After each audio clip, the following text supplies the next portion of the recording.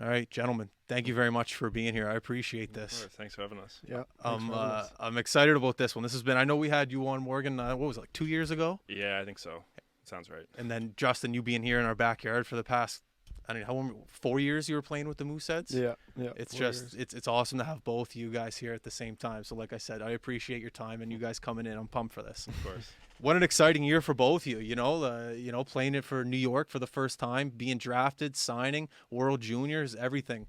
I know you guys are brothers, so obviously you guys keep in touch with one another. You guys just, I don't know, was there a little competitive nature between you two to top one another, or how was the conversation between you two throughout the year? I don't know if there's anything to like top each other, but just definitely fun keeping tabs on him. Like, especially in a weird year with COVID and everything going on, there wasn't a whole lot we could do. Yeah, it's a little in terms closer to of, the like, mic, sorry. Yeah, you're good. Yeah, in terms of like going out to dinner or anything like that. So I had a lot more time on my hands than I was used to, especially being done with school now. So I was able to watch a ton of his games when he was in Halifax, and then were you here? Or are you just watching online? No, I was just watching online. Okay. But I was able to stream all of them, and then for World Juniors, obviously, get to watch some of those games, which is pretty cool. Yeah. And then, when he got brought up to play with the Eagles, I mean, that was cool, too. It's kind of in the same league as me, although there's no crossover because of the weird divisions. But, I definitely spent a lot of my time watching him play, which was neat. What was it like for you this year, Justin? Just a whirlwind of a year. Like, you're playing hockey, you're not playing hockey, then all of a sudden World Juniors are happening, then the draft, then you're signing, you're just everywhere. What was it like for you? Yeah, it was crazy. It was obviously a lot of fun, a lot of quarantines, but that worked. yeah, looking back, the World Juniors was awesome. It would have been nice to have fans, but the whole bubble experience, they did a really good job there, and it was still pretty special and an incredible experience. And then, coming back to Halifax, finishing my last year junior with the Mooseheads, and then getting to go to Colorado, that was pretty fun up there. And I think it'll be good for me to get a little taste of that league before training camp next year. How did you feel going in? How many games did you play? 7 with Colorado? I got 9 games. 9 games. So how did you feel? Like, I'm for example, like I'm watching Caulfield right now, and you notice from that first game to where he is now, the comfortability level as he's going. Do you feel with each and every game you're just getting more comfortable? Yeah, 100%. The first few games especially, you're playing against bigger, stronger guys. The pace of play is definitely faster and a little bit different coming from junior where I was playing against, 16, 17-year-olds, and now I got 28-year-olds on my team and that kind of thing. The coaches there were great. The guys really helped me out, especially the D partners that I was playing with, and they made the transition a lot easier for me. Any advice that you gave to him for that first year going into the A? I don't know, just anything about just how to carry yourself, like play the game, anything like that? Nothing too crazy. I mean, my big thing for him was probably just go out and play with confidence. Like, we've played hockey for so long, and especially him watching him in the queue, like, you could tell, I think, for me that he was ready to go to the next level. Yeah. But so many guys just get caught up, and like you said, everybody's older and bigger sometimes, and it can be a little bit of a rough transition if you don't have confidence in yourself. Yeah. But like I said, just watching him play in the queue and knowing enough guys now who have made the transition, and I think I knew his game would translate real well if he went out there and played well. And he did. And, he had the puck on his stick a lot. And I know that first game watching, like, so much ice time for him out there to just get brought up and thrown into the lineup. Like, there's no easing into that league, especially for someone like the first round picks like him. You can tell when they get up, the teams want them to develop and get a bunch of ice time. So he was thrown right in with the Wolves, but he did a great job with it. So. Is there any chirps at all on the ice being the first round guy when you're in the A? Like anything like that? Does the boys coming at you a bit harder? No, not really too much. I mean, I think with this year there were so many like 18 and 19-year-olds up and down between the AHL and then the guys coming back to the Q and going back to the WHL and that kind of thing. So I don't know. I didn't really hear too much, but it was fun. I got to play against like B.O. Grew there. He was in San Diego. Oh, yeah. I got to see him and got to see some familiar faces out there. That must have been an exciting road trip. I know you got your first goal out in L.A. against the team. What are they called? The Region? The Ontario Reign. Ontario Reign. That must have been a sick experience, just going out to L.A. first of all to play and then getting the first goal. That's an exciting feeling. Yeah, it was a crazy game too. It was back and forth the whole game. I think it was like going into the third, it was I think 3-3 or something like that. It finished 6-5. So it was awesome. It was an exciting game, and it was a fun one to get my first goal. Yeah, for sure. And then first goal as well, right over here. Talk about that. Yeah, it was also a crazy game. That was the day they cleaned house and got rid of. I think it was the same day they fired the general manager and the president. So that happened like during my pregame nap, and I wasn't on Twitter or anything, so I had no idea. I just showed up to the rink, and there's just really weird like ambiance. And I was trying to figure out what was going on, and eventually someone was like, "Oh, you didn't hear the news, did you?" And I was like, "No, like what's going on?" And they're like, "Yeah, new general manager and president." So that was a little bit different. And then the game before was the whole thing with Wilson. Yeah, yeah. So we knew there was going to be some fights, and it was going to get chippy pretty quick. So that was I've never been a part of anything like that, but it was definitely a fun experience to be through it. And then I mean, to get the goal was a nice little weight off my back. I mean, I would have liked it to come maybe like 10, 15 minutes earlier because it's like 50 seconds left in the game or something, and we were already down 3 goals, and then I made it a 2-goal lead. So game was pretty much over, but Still. Yeah, nice to get it off, kind of get the monkey off my back. I don't have to worry about it for the next few games. Just go out and play. And but the whole game itself was just crazy. It was a lot of fun to be a part of. Just to be chucked in the fire during that whole Wilson incident, that's kind of fun. Yeah. Like, I remember at the times, like when I'm playing games and it's a little slow, a little, you're not really into it, but to be chucked into a situation like that, it's kind of fun and challenging at the same time. Yeah, no, I was definitely excited to be a part of it, even though, we didn't win the game or anything. You could still really feel like the team kind of growing a little bit closer together, just seeing guys stand up for each other. Yeah. The way they did, and only being there, I think that was my 3rd game, so I was probably only there for like 4 or 5 days, but you could really just tell the guys were excited to stand up for each other and willing to do it. And, especially Smitty going in there and fighting Wilson. He's a big boy, so Yeah.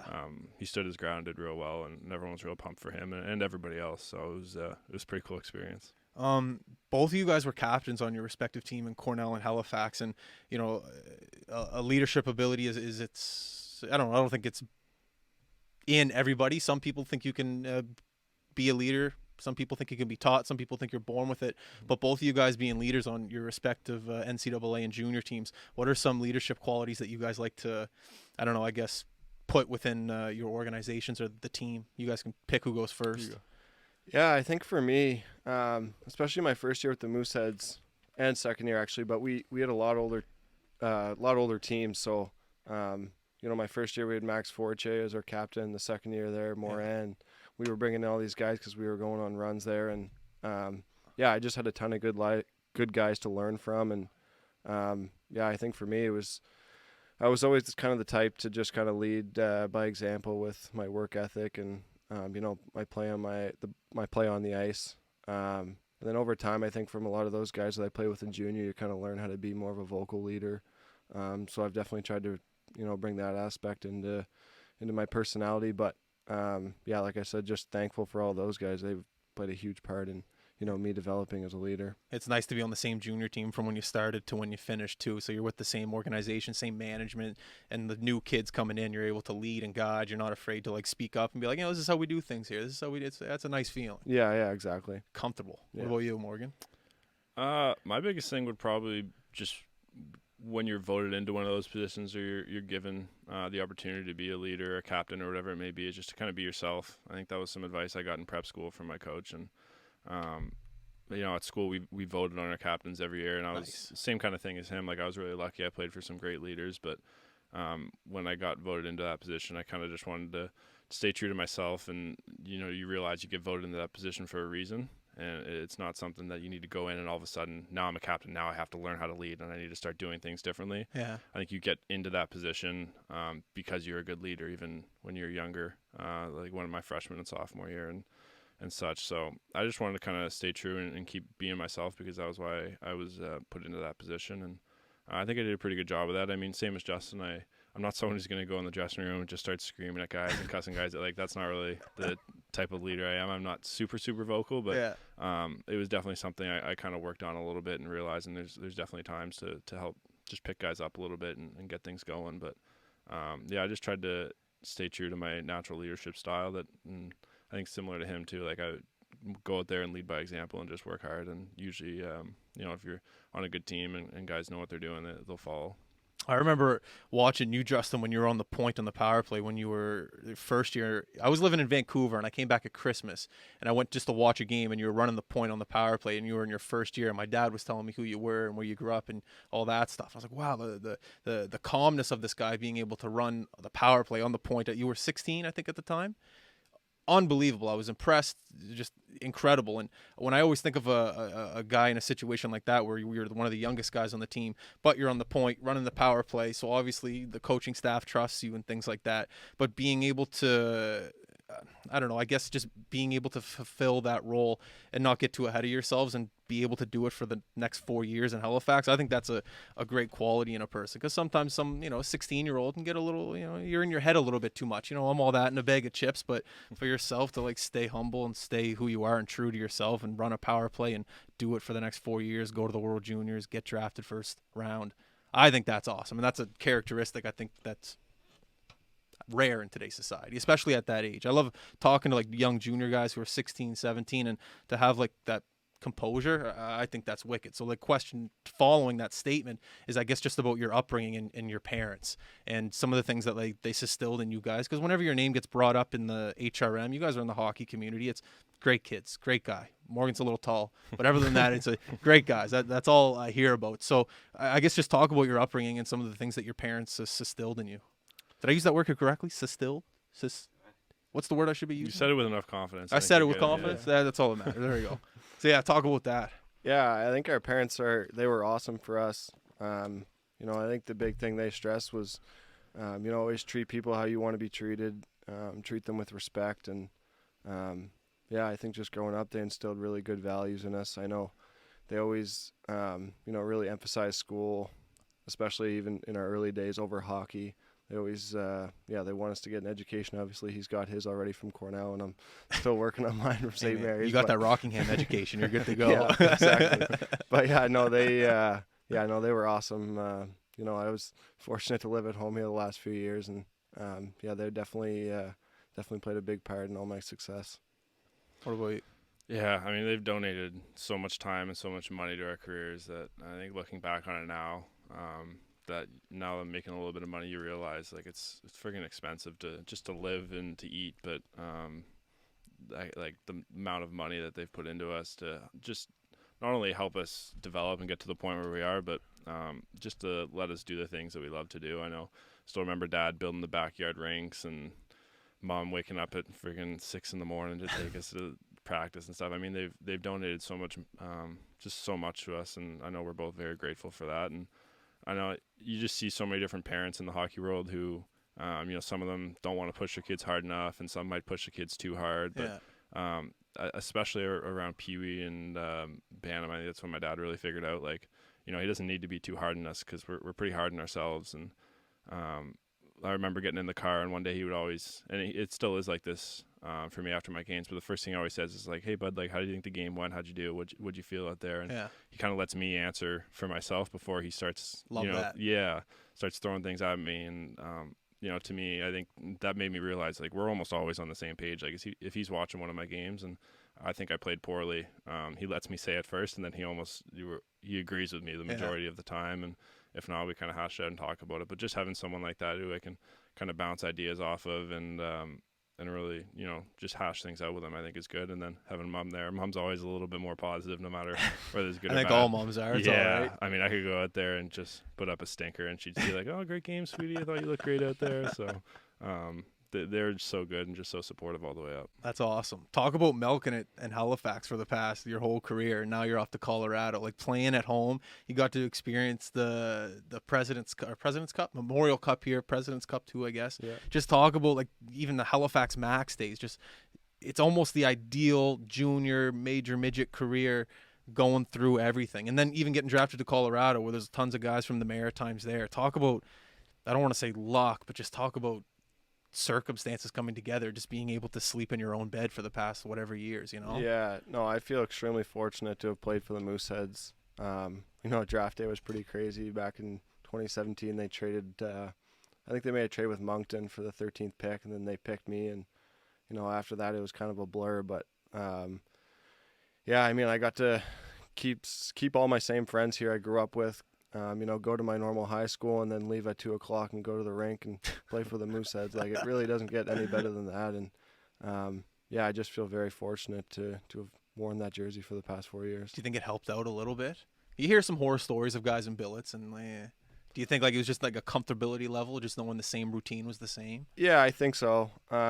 I think it would have been nice maybe to get a little bit of a more independent experience, potentially playing somewhere else. But Yeah. I think for my first few years, it definitely helped, especially going through the blood clot and all that last year. They were huge supporters, and they helped me a lot through that. And, I got to go to Colorado at the end of this year, and they had me up in a hotel with a little kitchen and stuff, so I got a little bit of a little taste of independence there. And, Why, were you cooking? You're no chance you're cooking. oh, I was there. You were because, cooking in the hotel? Yeah, you got nothing else. Well, we would practice in the morning, and you come back to the room at 1 or whatever, and there's not much to do the rest of the day. So I had to. I didn't cook too much at home, but just trying to build my independent skill set. I think he there. FaceTimed me like the first day asking how to cook chicken on the pan or something like Jesus, that. 'Cause Justin. I've been gone for like 6 years now, so at least I've kind of got a little bit more experience out of the house. But. That's amazing. Well, hey man, you're a pro hockey player now, so you're gonna be independent from here on out. So you got to learn how to cook chicken. But hey, that's awesome. What was it like flying into Denver? I talked to Nate about it, and he said it's cool, tons of mountains. But what was your experience like going in there for the first time?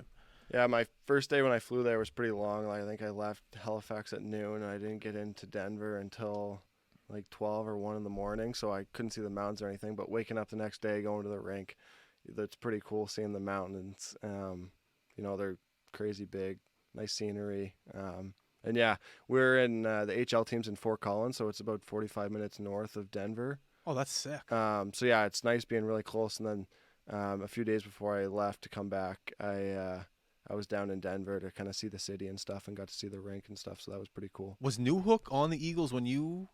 Yeah, my first weekend there, my first 2 games I played, he was there, and then he got called up Saturday after the game. That's nice, a familiar face there. That's good. Yeah, and I had Shane too, which was nice.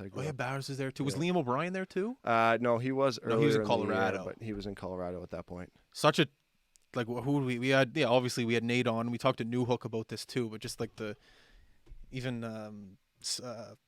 am I forgetting here? Steiny. Yeah. Just like the local faces, the community there. It's a nice setting. Yeah, It's good. yeah, for sure. Development this summer. You guys training together? Yeah. With who? We're out with Chris Pierce right now. Okay, at cool. Outside Edge. Yeah. What's June like for a professional hockey player? Because you guys, you just worked your ass off all year. It's like I was talking to Highmore the other day. He's like, June, taking it kind of easy. I'm not getting right back into it right now. But what's June like for you guys? Well, it's different year this year, right? Because my season ended like later than it normally would have, and then I was at Cornell to graduate, and then we came back here and we were quarantined for 2 weeks. So it's kind of been like an awkward off season of like I trained a little bit at school, and then I took a few weeks off after the year, and then came back here and we're trying to work out in like the backyard of the house we were quarantined at, which was good. Like Chris dropped some weights off for us and stuff, which was nice. You burned some energy, but for me, like, and I've played less games this year too. Like my division, we only played 2 teams in the AHL. There's only 3 teams in our division. No way. Yeah, it's just like you guys with PEI and Cape Breton. Yeah, but you guys got like 40 games in probably in the queue. And I then, think it was 43. Yeah, and then he got 10 in Colorado more or less. So I only played I think 25 games this year. Is that frustrating? Yeah, a little bit. I mean, I've always played a lighter schedule in college too. I think we Yeah. play somewhere between like 35 and 40. But yeah, I mean, I kind of just wanted to get back on the ice just because I felt like I didn't play an obscene amount of hockey throughout the year. Yeah. But I think normally, you really start ramping up everyone takes like a week off at least, like some guys 2 after the season, depending on how much wear and tear you have, and then just slowly build and start ramping up over the summer and start skating more as camp comes along. But ice is available now, isn't it? Like you guys are last week was the first week. You guys got on the ice? Yeah, you're only allowed 10 people out there, I think. So that makes it a little tough, but I mean, right now it's not like we're going out there and trying to take each other's heads off doing battle drills or anything. We're just kind of getting a feel for the puck. And the first practice was like guys were just falling left, right, and center. Just because it's crazy, like what a month off will do to you. It seems like you can't skate anymore. But I bet we're slowly getting back into it. Is there anything that you learned about yourself this year, turning pro from the junior? Because I saw you watch. I saw you this year with the Mooseheads, and some of the things you were doing at the end of the season, I was like, this guy doesn't belong here. Like you had a dipsy doodle at the blue line, and you just completely crossed the guy over. Morgan, you probably know what I'm talking about. Yeah. And it just like your skill level was so there, and changing over to the professional league, I was wondering if there was anything that you learned about yourself as a player and maybe you didn't think you assessed in junior, because Morgan talked about like having the confidence from junior, transferring it over to pro. Was there anything like you found out about yourself at the pro level, even though you played just those games there? I think defensively, this was the big thing that coaches really emphasized there in Colorado for me. But Just defensively, guys are a lot faster and they're stronger. I think in junior, I was a good enough skater where sometimes I could get away with, Yeah. it's just younger guys and a little bit slower guys taking me wide. And sometimes I could get away with almost some lazy plays or lazy footwork. And then I went there, and guys are a lot more explosive. They're a lot stronger. They're taking you to the net. And I was a bigger guy in junior, so it was a little bit easier for me sometimes to outmuscle guys. But once you get to pro, it's definitely defending is much harder. And that was the big thing they emphasized with me is some technique stuff in the D zone, and then just working on your footwork. Yeah. I love the fact that in your generation, you guys are able to watch yourself play. I hit this on the head all the time. Just you're able to see your mistakes, and you're able to see what you're good at, and just being able to have that the iPad on the bench. I couldn't imagine. I'm not saying if I had that in my day, I'd be 10 times better. But I'm just saying, what? That's not funny, Mark.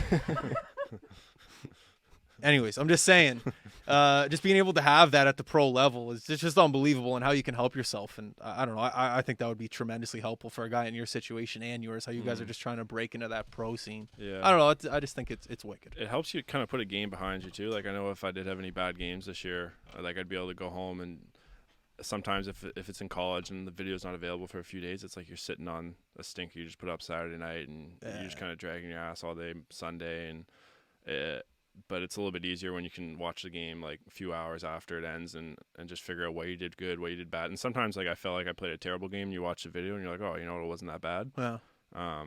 But it just helps you kind of put the game behind you, and then the next day if you're on the ice for practice, it's like a kind of a fresh start. So I love that about it. Yeah, so you had it in junior too, though, didn't you? Yeah. Yeah, you guys have it in the Q League. Yeah. We have the iPads on the bench, mostly for the coaches. Some of the players use them too, but I know in Colorado it was nice. We had they have a couple iPads like in the dressing room. Sick. And then it's like the X and O's app, so where you can go in your profile, it cuts all your shifts for you, and it goes to scoring chances, all that kind of thing. So we could just go in the next day after the game and just watch all of our shifts. Cool. They put TVs on I noticed that in the NHL when I got called up. They have TVs like on the ground behind the bench under like a piece of plexiglass now. That's what they're doing. So if you see the coaches, say that again. Where? It's like, so if I was coaching, I'm standing on the bench and all the players in front of you. If you look down, like sometimes on TV, you see them looking down at their feet.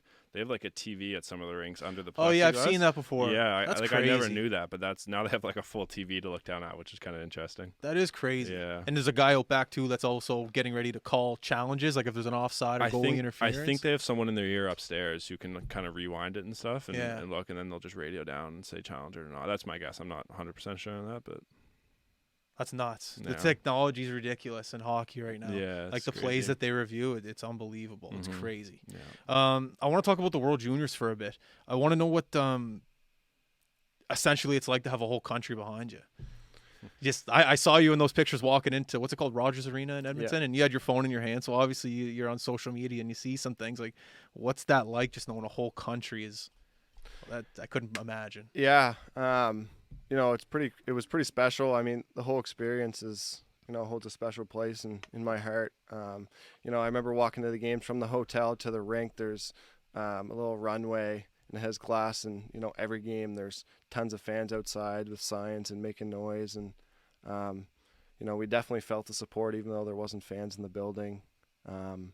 It obviously would have been nice to have fans in the building. I think everyone would have enjoyed that a lot more, but I think just given the circumstance, the IIHF did a great job putting the tournament on, and the whole bubble experience was definitely a little crazy, but it's pretty fun. You're in there with 22 guys, 23 guys that you become really close with, and you're spending every day with them. So it was an awesome experience. It's almost like it brings the kid out of you again, even though you're still a kid. But just being with the boys because you guys had to bubble in Calgary before, or camp was in Red Deer, so then we had to do 2 weeks in Red Deer. Just like having that whole experience and getting to know one another and going into the World Juniors. It's just it's just even being a fan watching from home, it brings the kid out of you. It's fun. Yeah. It's just a great time. Yeah. I remember watching the World Juniors every year, and it's like, it's what you live for when you're Canadians. After Christmas, that's the first thing you're looking forward to, and to get to put that jersey on and play there was definitely special. That's awesome. Any stories from behind the scenes? Anything funny in the dressing room? Were you guys in the Edmonton dressing room? Yeah, we were in the Oilers dressing room. They did a good job, actually. We had a bunch of special guests kind of while we were there. I know when we were in Red Deer, We had the lead singer from the Arkells come on. We actually, in Edmonton, they would bring them on Zoom, so they would come on, sing songs, and then in the Oilers dressing room one night, they had Brett Kissel come on, and he's like a huge Oilers fan and a huge hockey fan, so he was singing us some songs and sharing some stories and stuff, so that was pretty cool. That's awesome. An experience you'll have for your entire life. That's sick. Yeah. And I know when you were on 2 years ago, I kept talking about Madison Square Garden. I'm obsessed with this building. I've never been there. When you played there, what was the capacity of fans when you were there? I wouldn't know the exact number, but it was still pretty low when I was called up at the end of the year. But it was somewhere between like 3,000 and 5,000, I think, for most of my games. Did you ever play there packed when you were with Cornell? Mm-hmm. We played there once a year. It was pretty sick.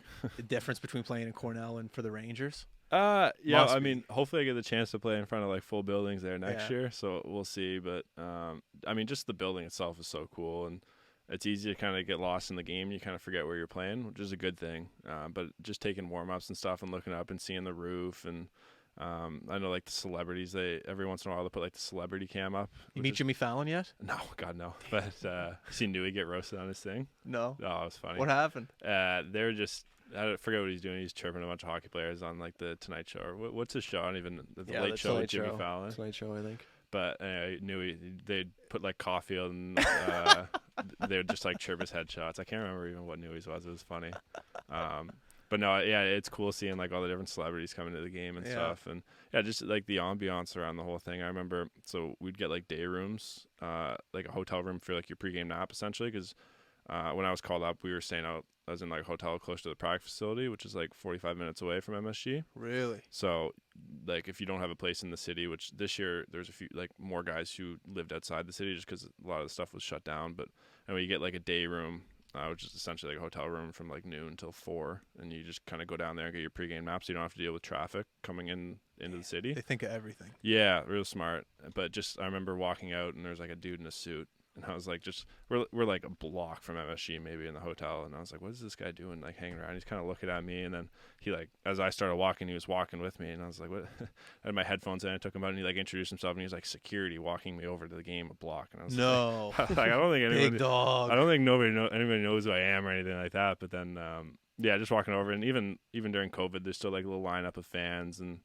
it was pretty cool. It was hilarious walking over. And, yeah, just the whole ambiance of New York. It's so cool. Like I love it down there, and yeah, the energy I couldn't imagine. Yeah, it's crazy. And I know my parents got to see because so when they came down to New York when I was at Cornell to watch me play at MSG, they went to like a Rangers game the night before, and I haven't been in there for like a full capacity for a Rangers game ever. I never saw it before, but I know the city's like very much alive right now, and things are buzzing down there. So I think come October it'll be full building, and I said hopefully I can make that roster and kind of play in front of a packed house. Yeah, that'd be sick.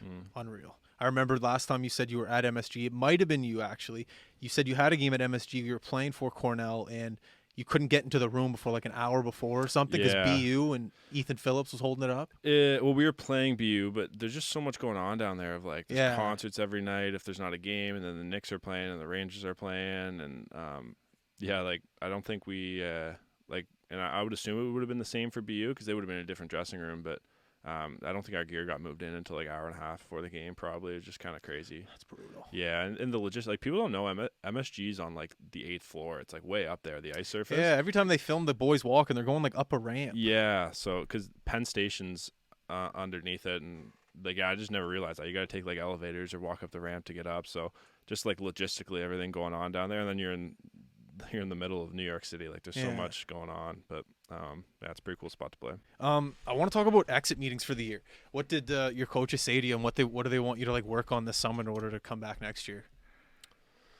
For me, it was kind of the same thing I touched on before, like defending, footwork, and yeah, pretty much just coming back. Putting some weight on, a little bit of weight, hopefully this summer, and then they want you to put weight on. Dude. Yeah, like that was more of my own preference thing. But yeah, they just, anytime you can get a little bit stronger and not even necessarily gain a ton of weight, but just add some muscle and some strength, that I think they'll definitely help me for, trying to make the Avalanche next year. And yeah, it was a pretty simple meeting. I mean, I was only there 9 games. So it was it was pretty basic. They're like, get out of here, get bigger. We'll see you next year. Yeah, pretty much. What about you, Morgan? Mine seemed to be like just get a little quicker. I mean, Okay. especially moving from any level all the way up. You can always be a little bit faster, and you see all the guys who dominate at the NHL, they're like insane skaters. So that was for me, just get a little bit quicker, a little bit faster. And I think that, you can never be quick enough was kind of the adage they use. So that's kind of what I've been working on. Was there an excitement level for both of you guys knowing that, okay, because, like I talk about doubt every now and then. Like I'll doubt myself. If I have a guest on the podcast, I'm like, fuck, can I talk to these guys for an hour? I'm a little nervous. Yeah. But then when we get into it, it's fine. Like, well, how you Yeah. doing? It's an easy conversation. Was there any confidence that you guys gained by playing pro hockey this year? And like, oh, I can do this. I can hang with these guys. I can skate. Was there any of that came into your head at all? Yeah, for sure. I mean, you definitely wonder about like how it's going to be, and it's just funny. Like you look at guys I played against in college who make the jump, and sometimes there's guys who I play against them in college. I'm like, oh, this guy's sick, and then they make the jump, and it just never really translates. And then there's other guys who you play against in college who, for me in college at least, who I'm like, damn, like I don't know how good he is or how good it's going to be. Like he got an NHL deal or whatever it is, and then he jumps in, and all of a sudden he's like playing full time in the NHL. Yeah, and he's doing well and watching on TV, and it just seems like it's a different player. So there was definitely a little bit of like, I'm curious how it's going to translate, but I think even when I get my feet wet in camp, I realized pretty quickly, like I felt comfortable out there. And then once we got going in Hartford, I mean, I just felt like things were going pretty well, and I felt comfortable. And point per game. Congrats, by the way. Thank you. But yeah, no, every game, like I just felt like I was getting a little more comfortable, and the puck seemed to be following me around a little bit more. And nice. Once I got going with that, and towards the end of the year, I felt like, if I was going to get called up, I was going to be ready for it. And then obviously you do get called up, and then I think the doubt sets in again for a little bit. Yeah. You're like, oh, frig, this is really happening now. But pretty quickly, even getting in there and getting my feet wet in the practice, and then eventually playing, I felt better than I expected to feel out there. That's a little awesome. bit more comfortable. It happened pretty quick. Did you surprise yourself at all? Yeah, a little bit. I mean, I think for me, I had no experience in Colorado yet. So like with my draft being pushed back and COVID and everything, usually I would have had an NHL camp in and a development camp in, but none of that happened last year, obviously because of COVID. So yeah, coming in, I was definitely a little bit nervous. I didn't know really what to expect. You're coming into a new team with, only 9 games left or whatever it is. And then you hear it's a much bigger league and, quite a bit faster. But yeah, like I said, I was fortunate. They threw me into, I got to play power play, got to play PK. They put me in great situations there. And yeah, I just tried to keep building off each game and get a little bit better each game. And I thought by the end, I felt a lot more comfortable, and yeah, I think that's really going to benefit me come next year. Yeah, I was going to say, like, that's even though you didn't play many games, at least you got a taste of it. So this summer, you're not sitting around wondering, you're like, can I hang with these guys? It's just nice to go back to camp next year and be like, all right, I did this before, I can do it again. Yeah, it's a good 100%. feeling. Yeah. I want to talk about the draft. I'd messaged you when you got drafted. I was like, hey, congrats, Justin, well done. And I was like, and then what did I say? I said, what did I say again? I don't even remember. I messaged you. I was like, did they have all the hats and the jerseys in here? Yeah. Did they send you all the hats or? Yeah, so I didn't get any jerseys, but I got all the hats. They sent me every team's hat, which was pretty cool. So what do you do with all the hats? There's still like 15 of them sitting in our basement. Yeah. No. Yeah. Are you serious? Yeah, well, I had a bunch. I gave a bunch to my buddies, like, the Montreal, Oh, you gave it away. Toronto ones. Those ones all went pretty fast. But yeah, I had them laid all out on my floor, and then everyone was laughing because as soon as I got drafted, my dad stood up and he left the camera and bolted over to the side. And there was a bunch of comments saying, oh, he was going to take a drink of his beer or something like that, but he was just running over to get the hat for me. So yeah, we had them all the hats lined up on the floor, and yeah, I know it was pretty cool. They at least have something to put on there. No jersey, but yeah, it was pretty cool. They sent me all the hats. How early did they send the hats before the draft? Like, did they get there the day of? Who sent them over? Did they FedEx them? Yeah, it was someone from the NHL. I think they came a few days before, and then, yeah, I mean, the whole experience was weird. You It was a funny video. Yeah. It was very, like, I was yeah. proud of you, but, like, it was just very funny. Yeah, and he wasn't here, and I didn't know if I was going to get drafted in the first round or not, so I didn't want to have too many people over, so it was almost a little bit awkward. You're sitting there, and for me, it was in my basement. You're watching yourself on TV, and you're just kind of sitting there watching yourself get drafted, and you got your laptop set up in front of you with the camera. Oh, is that what was filming it? Your laptop? Yeah. And it was funny because the laptop was like probably a good 10 seconds faster than the TV. Yeah. So, I heard it on the laptop first, and then the TV was like delayed. So yeah, it was bizarre, but yeah, it was pretty cool. Who was the first like phone call that you got? You're like, holy shit, he's calling me. Like Sakic, McKinnon. Who was the guy? I think I got a call from him right away. Yeah, that's a holy shit moment. That's awesome. Yeah. Big Fun dog, to your brother watch. calling So you. fun to watch. Got one from my agent, and then I got a call from Joe Sakic, which was pretty cool, and I got a couple texts from the players and stuff, so it was nice. That's awesome, man. It was just in a weird year of hockey and just seeing that draft come to fruition and watching you go 25th. It was awesome. Really cool. Thanks. Good Appreciate for, it.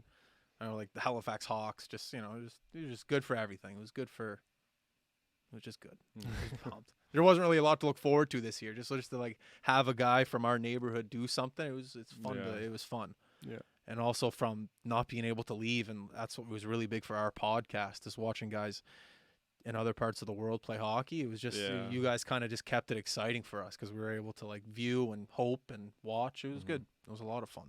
Yeah. Plans for the summer? Not a whole lot. Are you guys gonna be here I'll be here. I'm gonna go back sometime in August. I'm not exactly sure when yet. to New York? Yeah, New York or Connecticut, kind of train out there. Yeah. Area, but I have a charity game back at school in the middle of August. I'm trying to get back for. So Nice. we'll see. It kind of depends on like which pro guys come back here. Oh yeah, that's a Yeah. So I'm not sure. I haven't really heard too much about different guys' plans. I mean, we have a good skate going right now, but especially if it stays at like 10 people on the ice, that makes it tough when you want to run like a full practice towards the end of the summer. And yeah. I would imagine some of the guys are just don't want to go up or deal with like a 2-week quarantine coming back, because it does cut into your training for sure.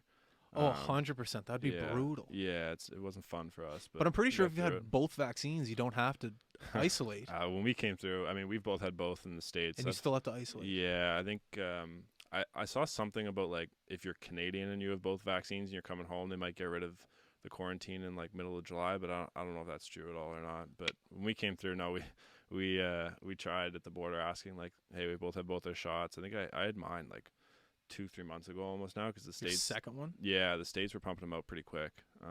I saw they were giving them away at like basketball games. Or like get a ticket, a hot dog, and a vaccine. Yeah, $19.99. They're just trying to It's get rid of America. them. But yeah, no, we were quarantined for 2 weeks. But I was glad I got to do it with him. Like he came to Cornell, and my parents couldn't come down to watch me graduate and walk, but he was there. So Oh, that made you it a went little down? bit So fun. Yeah. that's Yeah, cool. made Yeah. it a little better. That's nice. Yeah. What about you? Are you going to be here this summer, or are you going back? No, I'll be here all summer. I'm waiting to hear on if there's going to be like a rookie tournament, at the end of August or start of September, which they've done in previous years. So I'll probably play in that. So yeah, just waiting for dates on that, and just training here and skating and golfing. And Golfing. Where are you golfing? I'm a member at Ashburn. Oh, nice. Yeah. Oh, yeah. We're up at Osprey. We got like a corporate package up there, and we got a family cottage up in Bridgewater. Oh yeah, Have you guys always been golfing? yeah. Is it just he like a plays new- more than I do. What's your lowest score? I shot 3 over and 2 over last summer. I think I got my handicap down to like around a 4 was Wow. closest all summer. But last year, yeah, I mean, that's the most golf I'll probably ever play in a year. Like as soon as courses opened, there was nothing to do, obviously. So I think I got close to like 100 rounds, and it was, Wow. yeah, it was crazy. Yeah, that there was a point where all you could do was golf here. I went out to Golf Town, bought a set. That's all I've been doing. I'm just like, we're trying to advertise with golf courses just to golf for free. 'Cause, like, I'd rather just advertise than spend money. Yeah, But no, that's all we're doing too. It's golf and hockey. yeah. I wanted to talk about playoffs right now. Are you guys, at least for myself, like when I played hockey, I always watched. I'm still a fan, but you guys you live it, breathe it. You're everything hockey. Do you care about the playoffs right now, or no? Yeah, I mean, I like watching the games. Yeah, I know yeah. we talked about before the show. The games are on so late here. It's I like know. 9 o'clock or 10 o'clock, and I've been trying to go to bed early, but it's tough when the games are on this late. So I'll usually try to squeeze like a period or two in before bed, and then sometimes I'll record it, and everyone will freak out at me at the gym because I don't know the score. So I'm walking around with my earplugs, telling them not to Oh my talk God. about it. But I've given up on that because it seemed to spoil it at some point or another. But yeah, no, we definitely watch them, or we record it and watch it the next day. Yeah, it's they have the thing now. It's like how they do Jays in 30. No, what's that? You don't know what Jays in 30 is, or you're living in the States. You know what Yeah. Jays in 30 Yeah, is, yeah. Well, they do that for hockey now. So they play the game in 30 minutes. Oh, they cut out the commercials and all the boring Well, they parts. just do the highlights, and it's everything in Okay. 30 minutes. So they do that with the playoff games now. So you wake up in the morning, you can watch the game in 30 minutes. Oh, that's kind of nice, So actually. it's nice. Yeah, you can cruise through them. No, it's a great thing. We watched a ton in quarantine because that's Yeah, when that I was think perfect. it was like the second round, so it'd be like 2-3 games on every night. That was awesome. When you guys quarantine here, sorry, yeah, Yeah. yeah, that's what was it, 14 days. Yeah. Were you at the parents' house? No, so we actually had a house up there because we weren't even allowed to quarantine at home because we would have had to share a bathroom to like shower and stuff with mom and dad. Oh yeah. So we were lucky enough. We had some family friends up the street who they weren't staying at the house at all, so we got to Awesome. bunk up there. But a long time, 14 days. Yeah. Did you hear the story about McKinnon when he was talking about you on the podcast? Yeah, I saw that. What did you think of that? I mean, it's pretty cool to hear. Obviously, a guy like that, he's one of the best players in the world, and to receive a compliment like that, and then for him to want the Avs to draft me was pretty cool. And I mean, looking back on it, going out to that skate last year, I think it was my first skate since COVID hit and my season had ended and stuff, and I was just trying to go out and not embarrass myself. Was it just you and him? It was me, him, Shane Bowers. There was a goalie too. I forget Ben Meisner. Okay, yeah, I know Ben. And then Johnny Green was running the skates. So, Johnny. I mean, looking back on it, I never really thought too much of it. And then, come 3 or 4 months later, I get drafted by the Avalanche, and you hear that story. It was kind of funny and cool to hear. I love the fact that when you got drafted, I think the Mooseheads tweeted out a video of you on the ice the next morning at 8 a.m. Love that. Yeah, that was because I had shoulder surgery September 18th just to correct what caused the blood clot last year. So I came home, did my 2-week quarantine at home with my parents. I got out of quarantine a day before the draft, so I was all excited to get on the ice and start my rehab and that kind of thing. So it was the morning after the draft, and I had ice booked in the morning, and Everyone's just like, oh, he's a go-getter. He loves it. He's after. He's like, no, he's just out of quarantine. He just wants to skate. Yeah, exactly. Was it just you and Johnny out there? Yeah, at that That's point awesome. it was because I couldn't really do contact or anything like that. So Johnny was great. So how do you discover getting a blood clot? Like how does that? So it was actually, I think it was November 30th. We had a home game. This would have been 2019, but we had a home game against Blainville, and I kind of woke up that day and my arm felt a little bit funny. And I actually remember mentioning it to a couple of my teammates, like my arm kind of felt weird that day, and I never really thought too much about it because I had all my strength and everything like that anyways. Then I went out and played that night, and as the game went on, my arm seemed to get a little bit heavier, and it felt like there was more pressure. And Sorry, during the game? yeah, Okay, so as the game went on, yeah. and I remember in the second intermission, I mentioned it to our athletic therapist, and she was like, "All right, well, come see me after the game if it gets any worse." And I went and saw her after the game. When I took my gear off, my right arm was a lot bigger. You could tell it was like swollen, and there was some discoloration, and just felt like a lot of pressure. So Robin Hunter, athletic therapist with the Mooseheads, she put me right on. She gave me aspirin right away. My mom came and picked me up and took me to the hospital, and it was crazy. 12 hours. They did an ultrasound and found it the next morning, and then I had to go on blood thinners for the 3 months. Wow. Yeah. That's no good. No, That's terrifying. Yeah, I mean, it was weird. It was definitely a shock just because our families had no history of blood clots or anything like that, and it was just it was a freak incident. Like it just developed over time, and then the surgery I got was it was pretty much just a corrective procedure to open up some space in my thoracic outlet just to prevent it from happening again. How did you? Because I remember that it happened at such a crucial time. Draft year, World Juniors were that right before it when it happened too. How did you, I guess, keep yourself sane? I think just staying around the guys with the Mooseheads, like being at the rink every day, and getting in the gym and skating and just trying to keep myself busy. So you were still able to? Yeah, okay. It was a really weird. It was a really weird injury because it happened and I took about 2 weeks off. But after the first 2 weeks, the swelling and everything went down, and I barely had any symptoms anymore. Yeah. So I was pretty much training and skating every day for 2.5 months. Yeah. Just waiting to play, and I felt great. But you just have to. It's standard procedure to do at least 3 to 6 months when on blood thinners when you have a blood clot. So it wasn't bad in that sense. Like I was still able to skate and work out every day. Yeah, I was thinking it was like a concussion. Like you got to sit in a dark room for. I'm just an idiot. I thought I didn't know you were still able to go and skate.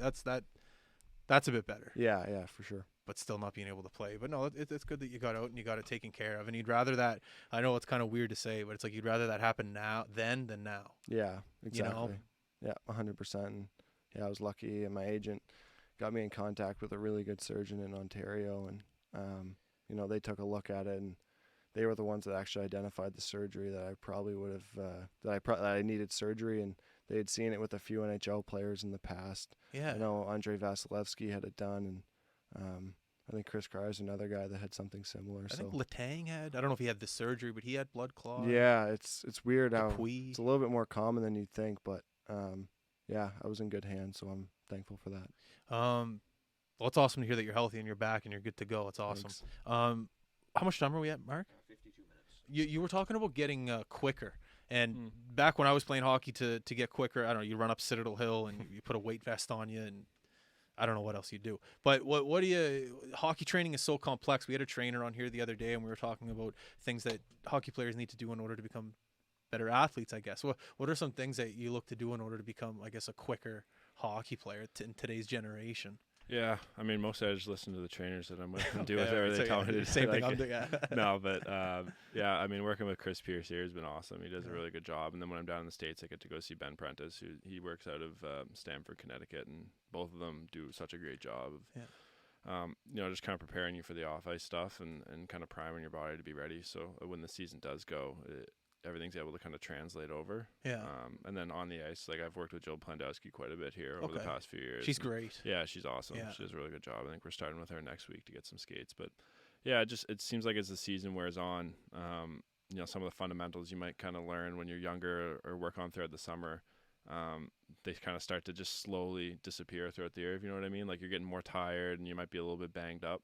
So I think it's just good reset every summer to go back and just kind of bring your stride back to where it should be and fix all those real solid fundamentals, and then that way heading into camp you always feel really good. Do you ever find your guys' like your hips tighten up throughout the year? Oh yeah, yeah, all the time. Really? Yeah, I think that's pretty common in like most hockey players now. I know I get my groin and my hips, and that's one of the nice parts about now playing pro hockey, and you have like your just the facilities and the people and the therapists and everything that you have the opportunity to use and take advantage of it. That helps a lot. And really, even at Cornell, I was blessed. Like we were really great staff that kind of helped us work through those things. So I think that's a big part of being pro that I had to learn this year, was like taking that extra time to hang out at the rink, even if it's for like an hour or 2 hours, to just really roll everything out and stretch out and relax and work on your breathing and settle everything down. That was big for me. And it was a nice change not having like schoolwork. You know, normally at school you're sprinting from class to the rink and then back to class, and you're doing homework, and you had nothing going on all day once we were done practice, so you could really kind of work on that, and that definitely helps. It is a cool transition. It's like you're a pro. Like no one's babysitting you. No one's making sure your marks are okay. Like you're just, you go to the rink, you make sure you're healthy, and then you go home, you eat well, you come back, you do it again. Yeah, it was fun. Yeah, it is nice. Being able to do it in a top facility like MSG, or I don't know what's Colorado's. Doesn't matter. I'm sure Colorado is top of the line facility. Doesn't really matter what it's called. I haven't seen any of it yet, so I don't have Ball Arena. That's what it is. Ball Arena. It's just nice to be able to, you know, have that in your facility and just like talk about the Mooseheads though. I mean, the RBC rink. Yeah, the RBC. Oh Center. my God. Yeah, it's unbelievable. Yeah, we got that. I think it was halfway through my first year with the team, and it was awesome having it over there, and it works out really well. We have all of our players build in Dartmouth anyways. Yeah. So they're a lot closer to the rink. It's not a bad drive for me, but yeah, Bobby Smith, our owner, you know, he's put a ton of money into the team and resources, and that facility over there is amazing. No, it's unbelievable. I remember I was talking to, I'm not going to say his name, but I was talking to a guy that played for the Mooseheads, got drafted to the NHL, and went to his respected team, and he was like, man, the facilities here in Halifax are nicer than the NHL organization. It's unbelievable that the rink and even the upgrades they did to the Scotia, I hate saying Scotiabank Center, but the Scotiabank Center, it's top of the line facility. It's pumped. And it's awesome how like all those European guys come here. One, it's the shortest flight from Europe to Halifax. They do such a good job recruiting Europeans to that organization. And two, like you just said, Bobby doesn't, you know, hide the bucks. He spends it, and it pays off, and the fans, and it pays off on the team and the product they put on the ice. Yeah, it's a lot of fun. Yeah. Did you go to any Thunderbirds games? Yeah, we went to, I don't know if it was their first year, but when I was my 18-year-old year, we went all the time. And I think they hooked us up with some tickets a few times. So Nice. we had our whole team there.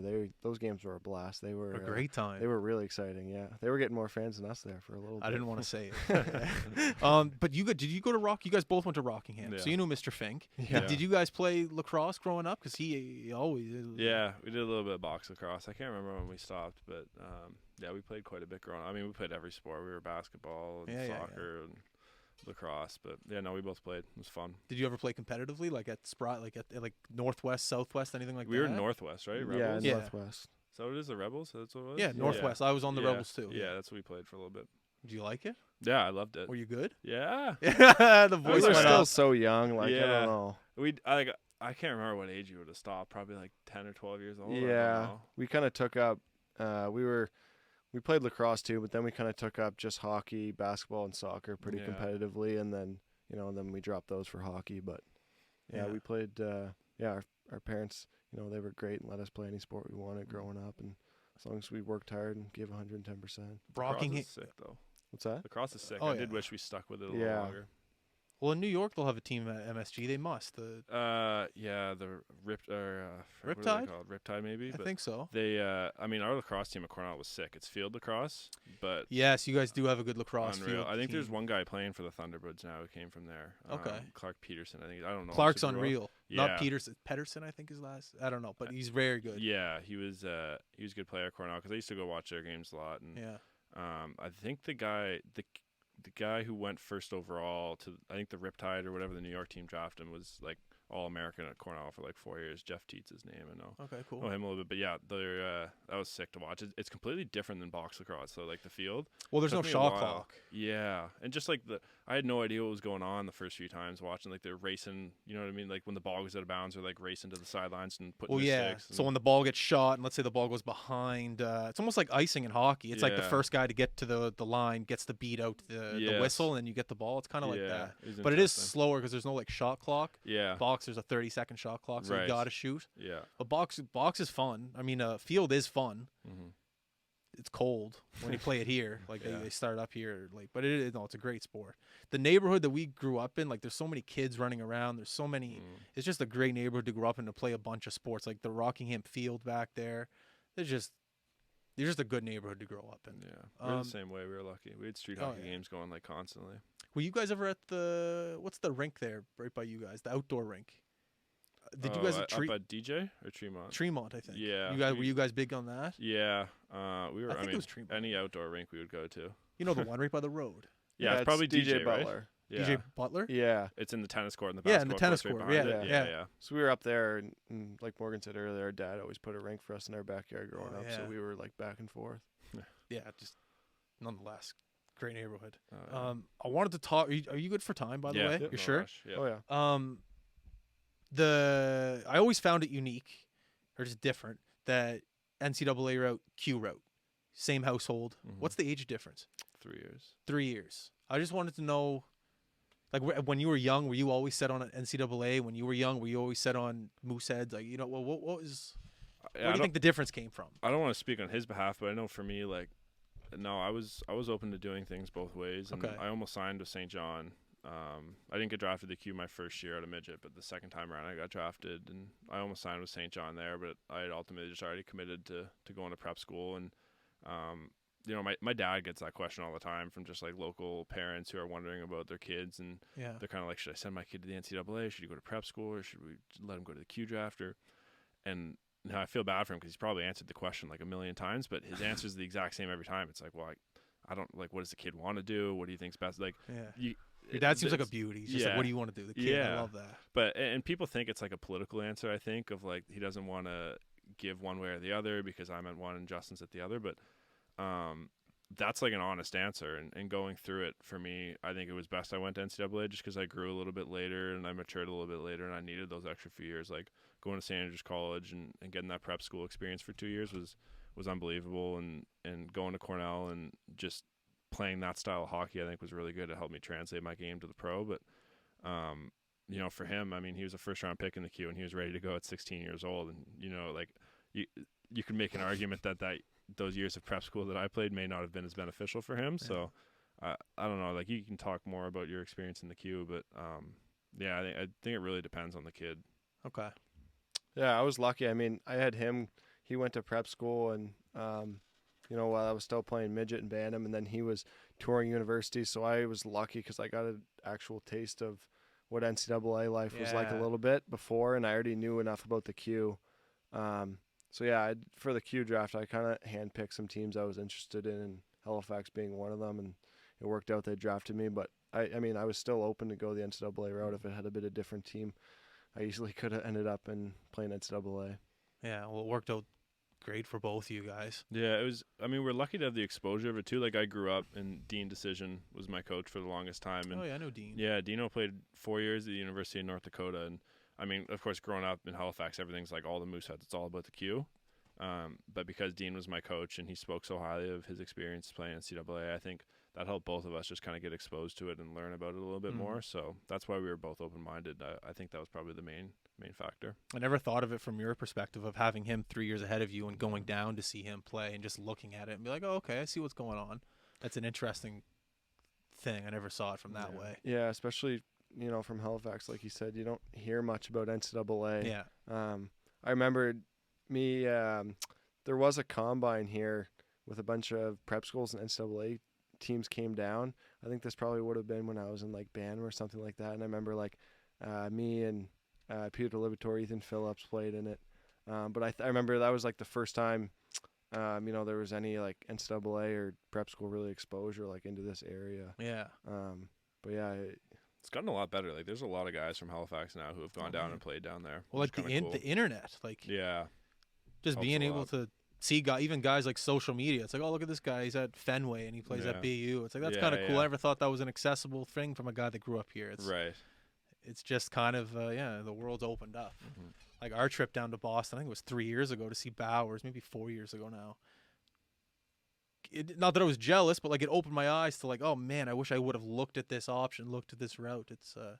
It's unbelievable the connections you can make down there. We had Ethan Phillips on 2 years ago, maybe it was last year, and he's like, yeah, I'm going down to LA tomorrow. My buddy that I used to play with at BU, we're gonna go stay at his place. Like the connections you guys can make down in the States, and it's really cool. Yeah. It's eye opening for sure. Absolutely. And there's so many different experiences of the different schools too. Like my experience at Cornell, and I mean, I grew up playing with Michael Leary, and he went to Notre Dame. I think he actually used to be committed to Cornell, ironically enough, but He had nothing but great things to say about that school. yeah, It was it's awesome, unbelievable. yeah. I went there with my prep school team and toured, and you get to see everything. And like I love Cornell, and it was so much more than I thought I was getting when I went there. But just being able to see everybody go through their different experiences, and I very rarely, if ever, do you hear someone having a bad experience at their respective school. But it's just so much different. Then you think about like now there's Arizona State. You can go down and go to ASU and play hockey, or you can be on the East Coast like Shane and Ethan and at BU, like these historic hockey schools. So it's pretty cool. You can go and you kind of, if you're a good enough player, you'll get you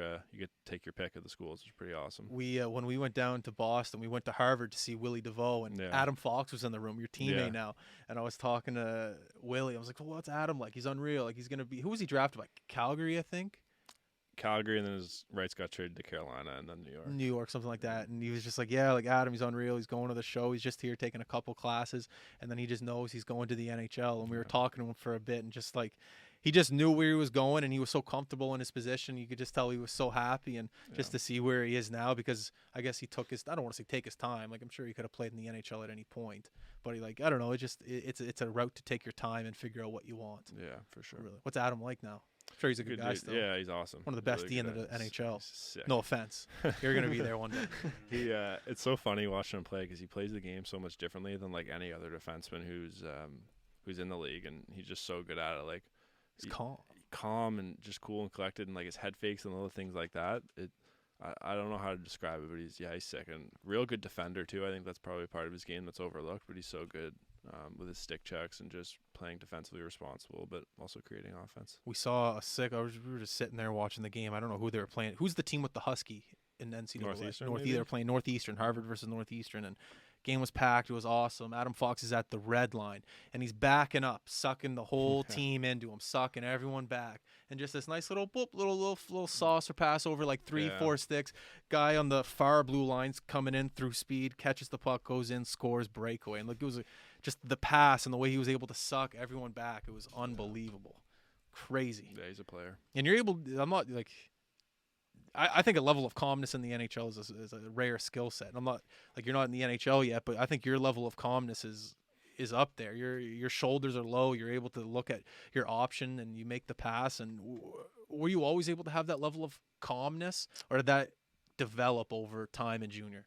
Because I think I know the answer, but you might have a different answer. I mean, I feel like there was always a little part of that in me. I mean, I think in general I'm a pretty calm guy, but you know, especially my third and fourth year in junior, I think you definitely saw it a lot more. Yeah, I think it's just one of those things. It comes with comfort and experience. The NHL defenseman is such an interesting position now. I feel like just watching it, like an NHL defenseman is something that only a guy that really knows hockey can appreciate. Just being able to get a stick on a guy, move him, maybe kick the puck up to the winger, and then next thing you know, they're out of the zone. It's such a cool position, and it's a position I've learned to appreciate over the, I guess, past couple of years watching it more than playing it. Did you find yourself when you were in the corners being able to, I guess, get the puck out? Did you find yourself comfortable, like strong enough? Yeah, I did surprise myself a little bit down there. Like, I felt pretty strong in Colorado. And I'm fortunate. Like, one of the things I pride myself on is my skating. And then I'm a pretty big kid too, and I got a good reach. So I think with all those things, it helped me adapt a little bit quicker.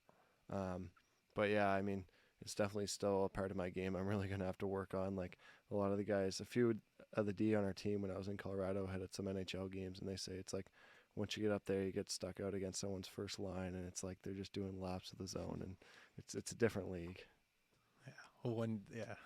It's gonna be wicked when you get there. I'm excited.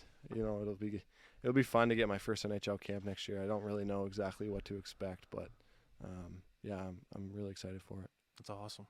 Well, fellas, I appreciate you guys coming on. This means the world to me. I really do. I mean that. Plans for the rest of the day? What are you doing? I think we're both golfing. Are you? What time? Yeah. I'm out at Brunello at like 4 o'clock. He's probably a little later. New Ashburn, 4 o'clock. You guys are going to different courses? Yeah, well, I couldn't get into Ashburn. I used to be a member when I was a junior, but then I turned to like a social member just because I couldn't afford the membership when I aged out of it. And now I got a little bit of money, but I don't think they took any new members this year just because everyone's trying to golf around here. So I heard that about Ashburn. There's a bunch of people that were pissed because they did pay that like $2,000 fee every year, but then they stopped paying it, and then as soon as you stop paying it, you're out now. Yeah, I think it's like $200, but I had been paying it for like 8 years. Oh, sorry. Like 8 years or something like that, and couldn't get me in. So hopefully next year. Brunello's unreal though. It is. It's so hard though. It is. If I was like a sick golfer, I'd love going out there, but like the few drives that I do pound out to the middle of the fairway, it seems like it always bounces off, and I'm in the rough anyway. Man, don't use your driver then. We had a pro. I hate doing that. We had a pro golfer on here the other day, and I was like, "What's the key to being a pro golfer?" And he goes, "What did he say, Mark? Shot management." Yeah. He was like, if you use your shot management skills correctly, and if you know you're on a dog leg to the right, why are you using your driver? Use your 6-iron, get it to the corner, and then get it on the green. I don't know. I've tried to do that, and I'm getting better at it for sure. But I know some guys who like they don't even carry a driver in their bag, and to me that's like that's no fun. No, you gotta use a driver. Your dog every once in a while, Of course. Yeah, but no, that's awesome. Enjoy golf, guys. Once again, I do appreciate you guys coming on. Enjoy your summer. When we're able to come down to the States here as a company, we're going to come down, see you in New York and Colorado, and that'd be awesome. We'll make it happen. Deal. Yeah. All right. Thanks a lot. Thanks for having us. Yeah, man, no worries. Everyone listening, thank you very much for tuning in. Enjoy the summer. We're out. Peace.